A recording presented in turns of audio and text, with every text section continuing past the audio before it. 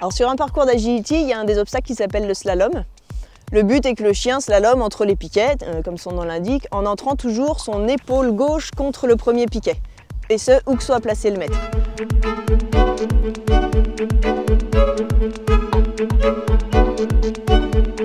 Donc il existe plusieurs méthodes pour apprendre à faire le slalom.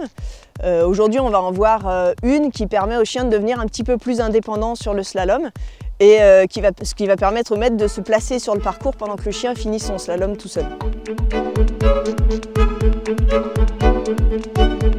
Elle consiste à faire d'abord passer une porte, c'est-à-dire 2 piquets au chien, puis 2 portes, c'est-à-dire 2 fois 2 piquets, puis 4 portes, etc. jusqu'aux 12 piquets. Il y a 2 points très importants pour travailler la méthode de 2. Le premier point, c'est que comme on veut que le chien soit assez indépendant sur le slalom, on va travailler tout de suite ce qu'on appelle à main droite et à main gauche, c'est-à-dire en partant de la droite et en partant de la gauche, en demandant au chien de passer cette porte de slalom où qu'on soit placé. Donc ça, c'est très important. La deuxième chose qui est très importante, c'est de récompenser le chien au-delà du slalom et non pas de le rappeler vers soi pour le récompenser vers soi. Sinon, on obtient un chien qui se retourne vers nous en permanence et qui ne fait pas son slalom tout seul.